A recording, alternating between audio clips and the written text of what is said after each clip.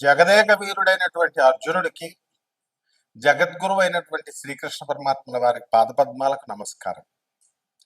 ముందు మనకి చావుని ముందే అంచనా వేయొచ్చు మనం. అలాగే మనకి చావు కూడా సిగ్నల్ ఇస్తుంది. దాన్ని మనం గ్రహించగలిగేటటువంటి కెపాసిటీ మనం పెంచుకోవాలి. దానికోసమే ఈ మెడిటేషన్లు, ఈ పూజలు, పునస్కారాలన్నీ. ఇప్పుడు ఒక వ్యక్తి ఉంటాడు, తెగ పూజలు చేస్తున్నాడు, మోక్షం వచ్చేస్తుంది అంటారు. మోక్షం ఏంటి? మోక్షం ఏంటి? దాని డెఫినేషన్ ఏంటి అసలు? స్వామీజీలందరూ వెళ్ళి నాకు ఇల్లు కావాలని అడిగామనుకో, వాళ్ళు ఏమంటారు? ఇల్లు వాడు ఇల్లులు కట్టుకుంటాడు, మంత్రగాళ్ళు వీళ్ళు వాళ్ళు ఇల్లులు కట్టుకుంటారు, కానీ మీకు ఇల్లునిచ్చే కెపాసిటీ వాళ్ళకు ఉంటుందా? ఉండదు. అందువల్ల వాళ్ళు ఏం చేస్తారంటే టాపిక్ని డైవర్ట్ చేయడం కోసం పరమాత్మ ఉన్నాడు, మోక్షం కోసం సాధన చేయి, ఇలా డైవర్ట్ చేస్తారు. కాబట్టి మనము జన్మ ఎత్తిన తర్వాత మనకి ఆటోమేటిక్గా మన సాధన మనకి తెలుసు. అదే రమణ మహర్షుల వారు చెప్తారు. భగవాన్ రమణ మహర్షుల వారు తిరునావెల్లిలో ఆయన ఏం చెప్తారంటే, నిన్ను నువ్వు తెలుసుకో అంతే. నిన్ను నువ్వు తెలుసుకున్నావంటే నువ్వు ఎక్కడి నుంచి పుట్టావు, నువ్వు ఇప్పుడు జీవితం జీవిస్తున్నావు, ఎక్కడ చచ్చిన తర్వాత ఎక్కడో పోతున్నావు, దట్స్ ఆల్, మ్యాటర్ క్లోజ్. ఈ ప్రపంచం అంతా నీ వెనక వస్తుంది అంటారు. ఆయన 5వ క్లాస్ చదువుకున్నాడు, అందగాడు కాదు. అయినా సరే ఇప్పటికి కూడా కొన్ని లక్షల మంది విదేశీ భక్తులతో సహా ఎందుకు వెళ్తున్నారు అరుణాచలం? మన రమణ మహర్షి, భగవాన్ రమణ మహర్షుల వారి దర్శనం కోసం. నిజమైన యోగులు ఇలా చెప్తారనమాట. మిగతా వాళ్ళంతా డూప్లికేట్ బాబాలు, డూప్లికేట్ స్వామీజీలు, డూప్లికేట్ మంత్రగాళ్ళు. వీళ్ళు చెప్పేది ఏంటంటే సాధన చేసుకో, మోక్షం వస్తుంది. ఎవడకు కావాలి నీ మోక్షం? ఎవడకు కావాలి నీ సాధన అని అడిగేటటువంటి దమ్ము, ధైర్యం, వివేకత ఈ చెత్త ప్రజలకు ఉండదన్నమాట. కాబట్టి మీకు చావు సిగ్నల్ ఇస్తుంది. అది పురాణాల్లో చెప్పబడింది. ఏ అధ్యాయాల్లో, ఎక్కడ, ఏ పురాణంలో ఉందో కావలసినటువంటి వాడిని నన్ను అడగొచ్చు, నిర్మోహటంగా చెప్తాను. తల్లిదండ్రులకి దూరంగా వెళ్ళిపోతున్నారనుకో, వాళ్ళకి చావు అతి త్వరలో ఉంది అని అర్థం. అంటే పెళ్ళం పిల్లల్ని బాగా, అంటే అందరూ చూసుకుంటారు, విపరీతంగా చూసుకుంటారు, చూసావు చాలా మంది బాగా అని. అటువంటి వాళ్ళకి చావు దగ్గరగా ఉంది అన్నది ఒక సిగ్నల్. ఎందువలన? Too much is too bad అన్నారు. ఈ ఎక్కువ ఎవరైతే అటాచ్ అయి ఉంటారో వాళ్ళకి దీపం ఉంటుంది చూసారా, ఆరిపోయే ముందు దీపం చాలా పెద్దగా వెలుగుతుంది అనమాట, ఎక్కువ వెలుగునిస్తుంది, టపక్మని ఆరిపోతుంది. అంటే మళ్ళీ నేను రాలేను, మళ్ళీ నేను భార్య పిల్లలు చూడలేను అని ఎన్నో రోజుల చచ్చిపోయిన తర్వాత ఆ చూపించే ప్రేమ ఇప్పుడు చూపించేస్తాడు భార్య పిల్లల మీద. అలాగే తల్లిదండ్రులకు దూరంగా ఎందుకు వెళ్తాడంటే, చిన్న పిల్లాడిని మనం కనుక చూసుకున్నట్లయితే ఆ పిల్లోడిని వదిలి, తల్లిని వదిలి ఆ పిల్లోడు ఉండలేడు చిన్నప్పుడు, మనందరం కూడా. అలా ఒక 2-3 ఇయర్స్ ఉండలేము. ఆ తర్వాత ఏం చేస్తాం? స్లోగా డిటాచ్మెంట్ స్టార్ట్ అవుతుంది. పెళ్ళి అయ్యేసరికి తల్లిదండ్రులను మనం మర్చిపోతూ స్లోగా వస్తాం. అండ్ వెన్ మన మరణం దగ్గరికి వచ్చినప్పుడు తల్లిదండ్రులను దూరంగా వదిలేస్తాం. ఎందుకంటే అది తట్టుకోలేనటువంటిది తల్లి ఒక్కతే. అలాగే మన తల్లికి కనుక ఎవరికైనా సరే అనారోగ్యం చేస్తే ఇమీడియట్ మనం క్యాచ్ చేయగలుగుతాం. ఒక 4 రోజుల తర్వాత మనం మంచాన పడతాం. అలాగే నల్ల కాకి ఎవరింటి మీదకైనా ఎక్కువ సార్లు గోడ మీద వచ్చి వాళ్తున్నా, అరుస్తున్నా, కంటిన్యూస్ గా, ఖచ్చితంగా మనకి చావు దగ్గరికి వచ్చినట్టే లెక్క. అలాగే శని, ప్రేతాత్మ, ఈ యొక్క ఈ ఆత్మలన్నీ కూడా పితృదేవత అన్నమాట ఈ యొక్క కాకి.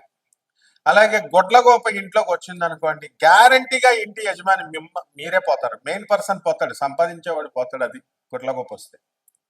అలాగే తీతువు పిట్ట అడిస్తే ఫ్యామిలీ పోతారు. యాక్సిడెంట్ లో చూడండి, చాలాసార్లు ఒక పెళ్లికి వెళుతూ యాక్సిడెంట్ అవుతుంది.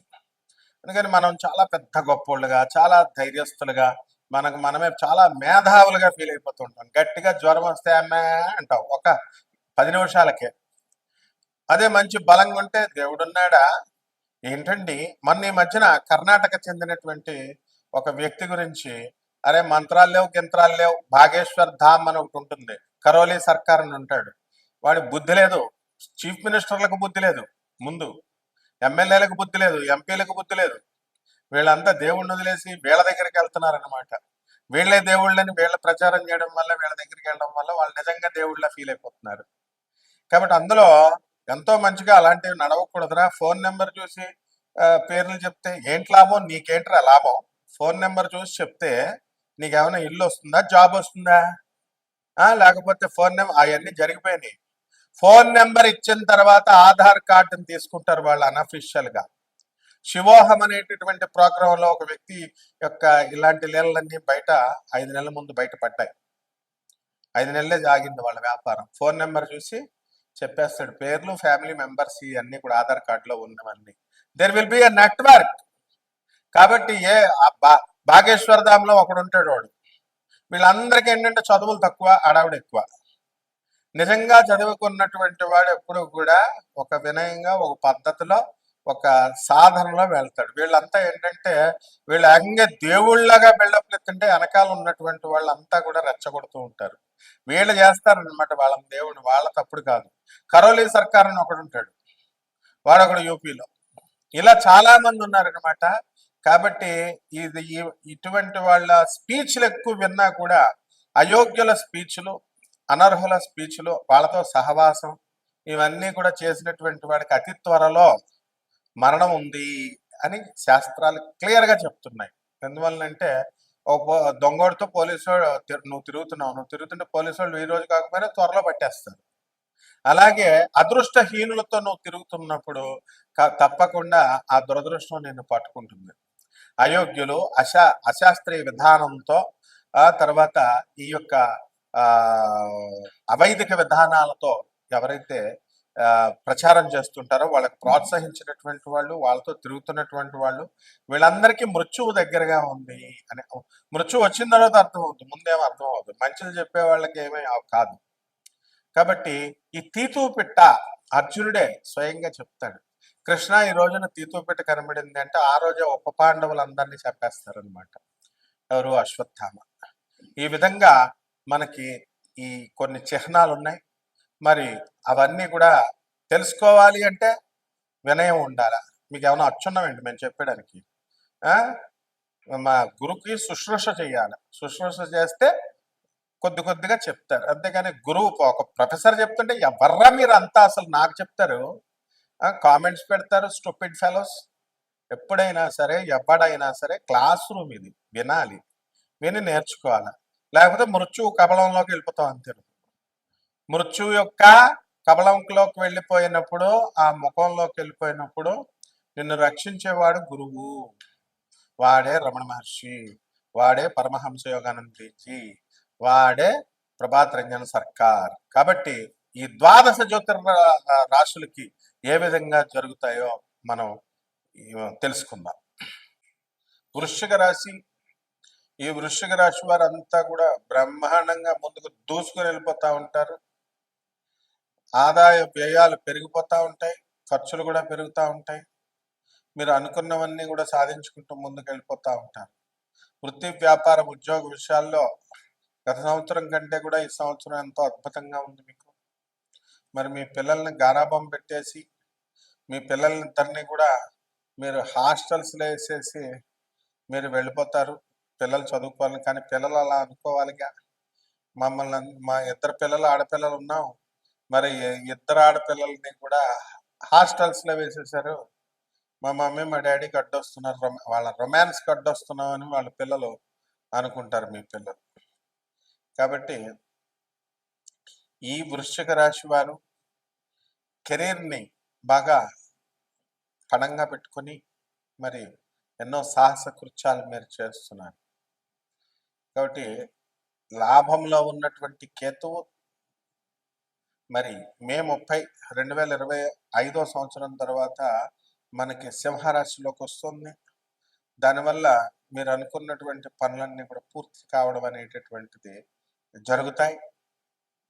ప్రభుత్వ పనులు ఏవైతే అడ్డంకులు వస్తున్నాయో అవన్నీ కూడా మీరు సక్సెస్ఫుల్గా ముందుకు దూసుకుని వెళ్ళిపోవడం అనేటటువంటిది జరుగుతాయి. ఈ విధంగా ఈ యొక్క వృశ్చిక రాశి వారు అద్భుతాలు సృష్టిస్తారు. మీరు అద్భుతాలు స్టూడెంట్స్ తెగ చదువుతారు. మరి మే 30 వరకే, ఆ తర్వాత చదువు డల్ అయిపోద్ది. కొంచెం జాగ్రత్తగా చూసుకోండి నాయన. కాబట్టి ఈ యొక్క మే 30 లోపల మీకు వచ్చేటటువంటి ప్రభుత్వ టెస్టులు ఎవరైతే రాశారో అటువంటి వాళ్ళంతా కూడా మీకు అద్భుతమైన మార్కులు మీకు రావడం జరుగుతాయి. మరి కొత్త కొత్త ఉద్యోగాలు రావడం జరుగుతాయి. ఈ విధంగా మీకు ప్రభుత్వ ఉద్యోగాలు కైవసం చేసుకోవడానికి అవకాశాలు ఉన్నాయి.